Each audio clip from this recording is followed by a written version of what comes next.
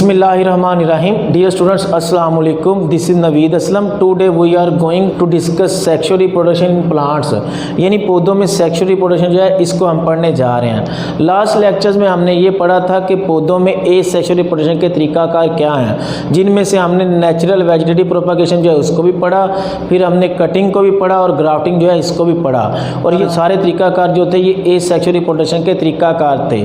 हमने sexual reproduction की definition chapter के स्टार्ट में पढ़ी थी कि सेक्सुअल रिप्रोडक्शन एक ऐसा अमल है जिसमें क्या होता है कि स्पर्म और एग सेल मिलते हैं और उनसे जो है वो नया जानदार बनता है। अब इस तरह पौधे जो होते हैं इनमें स्पर्म्स और एग सेल्स जो होते हैं वो बनते हैं और जब मिलते हैं तो उनसे नया जानदार बनता है या नया पौधा बनता है, तो हम कहते हैं कि ये क्या है, सेक्सुअल रिप्रोडक्शन इन प्लांट्स है। सबसे पहले हम डिस्कस करेंगे मेजर प्लांट ग्रुप्स, यानी पौधों के बड़े ग्रुप्स। पौधों के बड़े ग्रुप्स जो हैं वो मोसिस और फर्न्स हैं और इसके बाद जो है सीड प्लांट्स हैं। यानी मोसिस और फर्न्स जो हैं ये ऐसे पौधे हैं जिनमें सीड यानी बीज जो है वो नहीं बनता।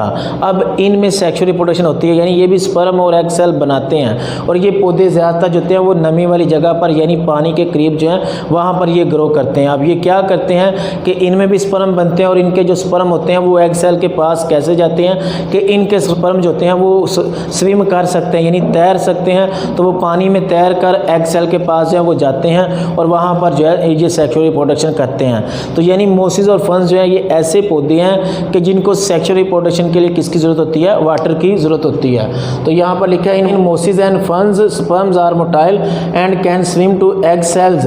यानी क्या है कि मोसिस और फर्न्स होते हैं इनमें स्पर्म्स होते हैं वो मोटाइल होते हैं यानी हरकत कर सकते हैं और पानी में तैर कर एग सेल के पास जो है वो जा सकते हैं। तो यहाँ पर लिखा है these plants require water for sexual reproduction, यानी इन पौधों को सेक्सुअल रिप्रोडक्शन के लिए जो है वो पानी की ज़रूरत होती है। अब क्या है कि पहले हम पढ़ेंगे कि सीड प्लांट्स जो हैं ये वो वाले पौधे होते हैं जिनमें सीड बनता है। अब इनके दो ग्रुप्स होते हैं, एक होते हैं जिम्नोस्पर्म्स और एक होते हैं एंजियोस्पर्म्स। यानी वो वाले सीड प्लांट्स जिनके सीड के गिर्द पर्दा या गलाफ नहीं होता उन्हें हम कहते हैं जिम्नोस्पर्म्स, और वो वाले सीड प्लांट्स जिनके बीज के गिर्द जो होता है वो पर्दा होता है उन्हें हम कहते हैं एंजियोस्पर्म्स।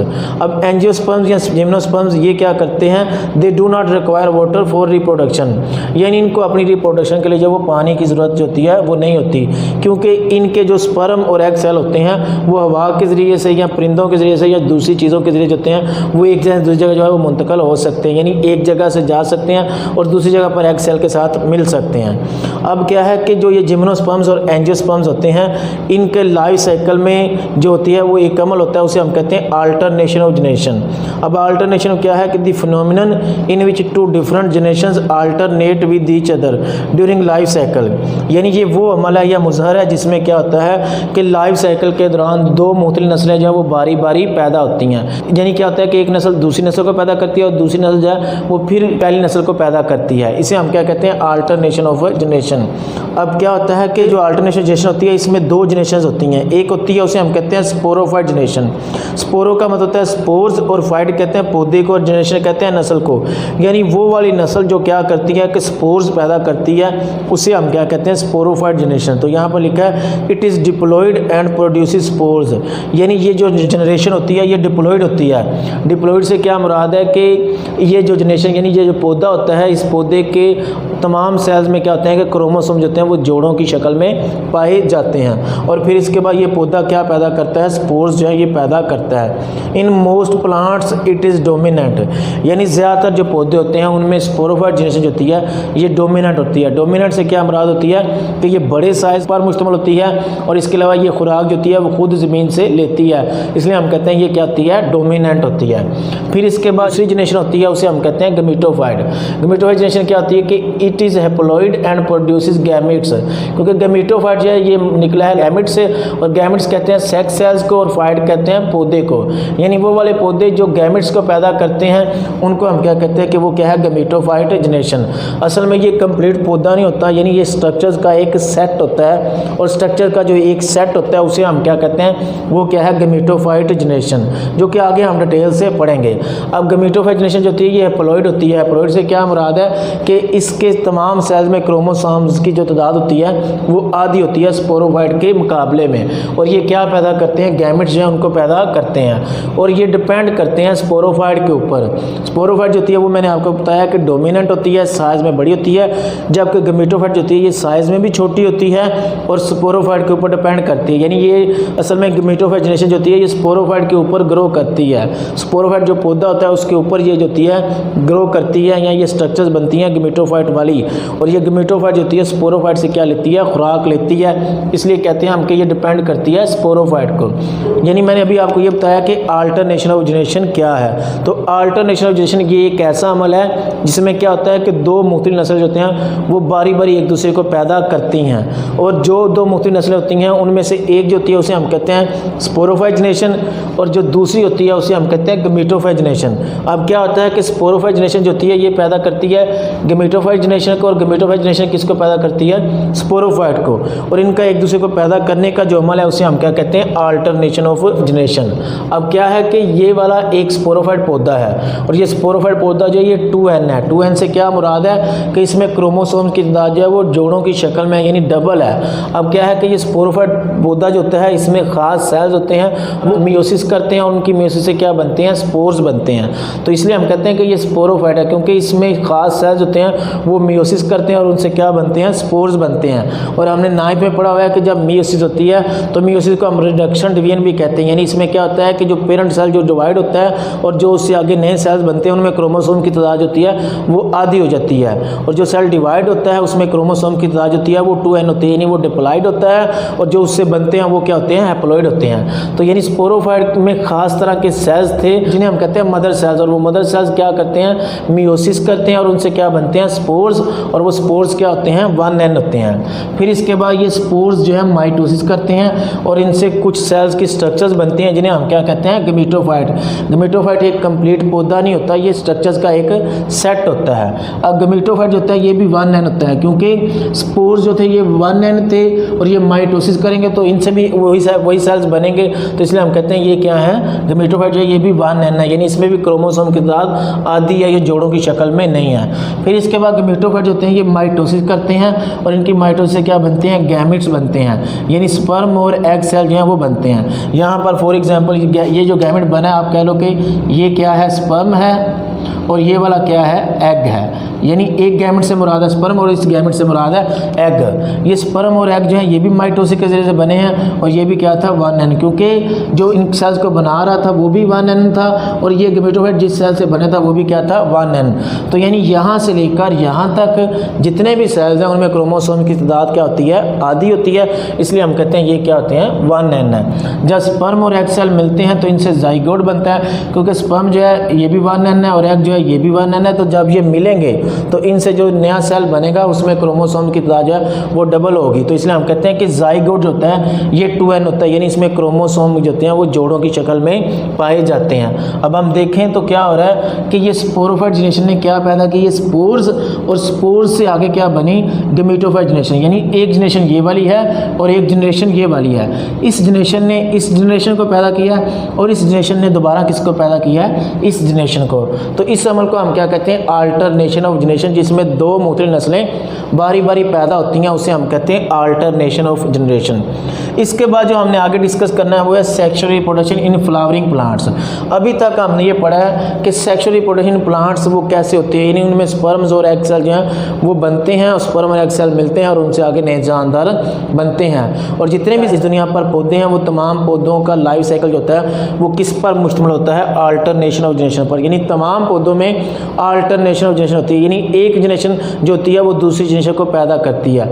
अब कुछ पौधे ऐसे होते हैं कि जिनमें गैमेटोफाइट जनरेशन जो होती है ये डोमिनेंट होती है, और स्पोरोफाइट जनरेशन जो होती है गैमेटोफाइट के ऊपर डिपेंड करती है। तो यानी बाज़ पौधों में क्या है कि गैमेटोफाइट जो होती है वो डोमिनेंट होती है, और हमने जो जिम्नोस्पर्म्स एंजियोस्पर्म पढ़े हैं उनमें क्या होता है कि स्पोरोफाइट जनरेशन जो होती है वो डोमिनेंट होती है।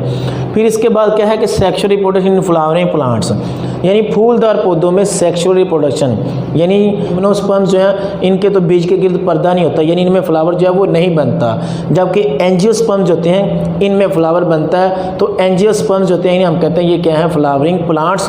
और एंजियोस्पर्म्स में हमने क्या पढ़ना है, सेक्सुअल रिप्रोडक्शन, इनको डिस्कस करना है। तो यहाँ पर लिखा है in angiosperms parent plant is diploid and sporophyte, यानी एंजियोस्पर्म जो होते हैं उनका जो पेरेंट प्लांट होता है वो क्या होता है, डिप्लॉयड होता है, और उसे हम क्या कहते हैं, स्पोरोफाइट। और हमारे यहाँ पर इर्द गिर्द जितने भी पौधे हैं 99% जो पौधे हैं वो सारे क्या हैं, एंजियोस्पर्म्स हैं, यानी वो फ्लावर पैदा करते हैं। अब हम बात करेंगे कि सेक्सुअली फ्लावरिंग प्लांट्स में जो इनका फ्लावर होता है, वो फ्लावर जो होता है वो असल में सेक्सुअल ऑर्गन होता है, यानी पौधे का फूल जो होता है ये सेक्सुअली प्रोडक्शन में हिस्सा लेता है, बाकी इससे जो है वो सेक्सुअली प्रोडक्शन में हिस्सा नहीं लेते। अब हम फ्लावर की इस लेक्चर में जो है वो स्ट्रक्चर डिस्कस करेंगे और नेक्स्ट लेक्चर में हम ये पढ़ेंगे कि एक फ्लावर से जो है वो सेक्सुअली प्रोडक्शन का अमल कैसे मुकम्मल होता है। अब क्या है कि एक जो फ्लावर होता है उसके 4 वॉल्स होते हैं। 4 वॉल्स से ये मुराद है कि उसके 4 घेरे होते हैं। एक फ्लावर के जो 4 घेरे होते हैं वो क्या होते हैं, कैलिक्स, करोला, एंड्रोशियम और गाइनेशियम। ये एक फ्लावर के 4 घेरे होते हैं। वॉल्स हम कहते हैं घेरों को या दायरों को, यानी सर्कल्स को, यानी फ्लावर की ऐसी स्ट्रक्चर जो दायरों में जो होती हैं वो एक दूसरे के ऊपर जो है पाई जाती हैं। अब क्या है कि सबसे बाहर जो दायरा होता है उसे हम कहते हैं कैलिक्स, और ये किससे बना होता है, सेपल से। अगर मैं डायग्रामेटिकली आपको बताऊं तो ये ग्रीन कलर वाली जो ये वाली एक ये सेपल है और एक ये वाली सेपल है, इसको मैंने लेबल भी किया है, ये क्या है, सेपल। तो यानी इस फ्लावर की ये 2 सेपल्स हैं, एक ये वाली और एक ये वाली, और सेपल्स के मजमूमे को या घेरे को हम क्या कहते हैं, वो क्या है, कैलिक्स। यानी एक सेपल ये वाली और एक ये वाली, इनका ये जो घेरा बना है जिसने अंदर वाले स्ट्रक्चर को घेरा हुआ है, इसे हम क्या कहते हैं, ये क्या है, कैलिक्स है।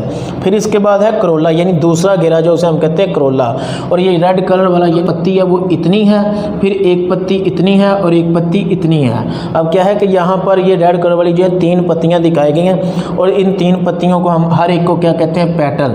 तो यानी यहाँ पर 3 पेटल्स हैं, और ये 3 पेटल्स का जो घेरा बना हुआ है जिसने अंदर वाले हिस्सों को घेरा हुआ है, इसे हम क्या कहते हैं, ये क्या है, करोला है।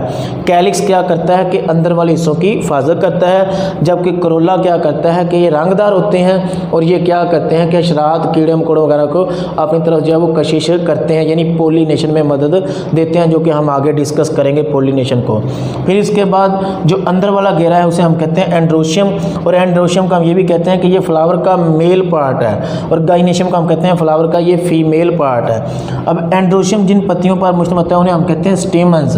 तो ये वाली यानी यहाँ से लेकर यहाँ तक जो है ये एक स्टेमन है, फिर एक स्टेमन ये वाली है। तो यानी इस फ्लावर की क्या है कि 2 स्टेमन्स हैं, और ये दोनों स्टेमन्स को हम मजमूई तौर पर क्या कहते हैं, एंड्रोशियम, और एंड्रोशियम जो ये फ्लावर का मेल पार्ट है। फिर इसके बाद है गाइनेशियम। गाइनेशियम जो है ये कार्पल पर मुश्तमिल होता है, और ये जो अंदर वाली स्ट्रक्चर जो है इसे हम क्या कहते हैं कि ये क्या है, एक कार्पल है, यानी यहाँ पर एक कार्पल जो है ड्रा किया गया, और जब बहुत ज़्यादा कार्पल होंगे तो उनके मजमूए को हम क्या कहते हैं, वो क्या है, गाइनेशियम है। अब ये कार्पल जो होता है इसके भी हिस्से होते हैं, और स्टेमन जो है इसके भी हिस्से होते हैं। ये स्टेमन का ये एक ऊपर वाला हिस्सा इसे हम कहते हैं एंथर, और ये नीचे वाली जो डंडी है इसे हम कहते हैं फिलामेंट। यानी यहाँ तक एंथर है और यहाँ से लेकर यहाँ तक क्या है, फिलामेंट है। इस तरह इस स्टेमन का ये वाला एंथर और ये क्या है, यहाँ से लेकर यहाँ तक फिलामेंट। फिर इसके बाद हम कार्पल के हिस्सों की बात करें तो कार्पल का ये ऊपर वाला जो स्टिकी आपको लग रहा है, यानी इसकी स्ट्रक्चर जो है वो ऐसी बनी हुई है, तो ये कार्पल का जो ये ऊपर वाला हिस्सा इसे हम कहते हैं स्टिग्मा, और ये नीचे वाली जो डंडी है इसे हम कहते हैं स्टाइल, और ये नीचे वाला जो फूला हुआ चौड़ा हिस्सा इसे हम कहते हैं ओवरी। तो यानी कार्पल जो उसके 3 हिस्से होते हैं, स्टिग्मा, स्टाइल, ओवरी। स्टेमन के 2 हिस्से हैं, एंथर और फिलामेंट। तो ये क्या है कि एक फ्लावर की स्ट्रक्चर है। अब हम आगे ये पढ़ेंगे कि इससे सेक्सुअल रिप्रोडक्शन जो होती है वो कैसे होती है। तो उम्मीद है कि आपको आज के लेक्चर की समझ आ गई होगी। नेक्स्ट लेक्चर के साथ कल दोबारा हाजिर होंगे। अल्लाह हाफिज़।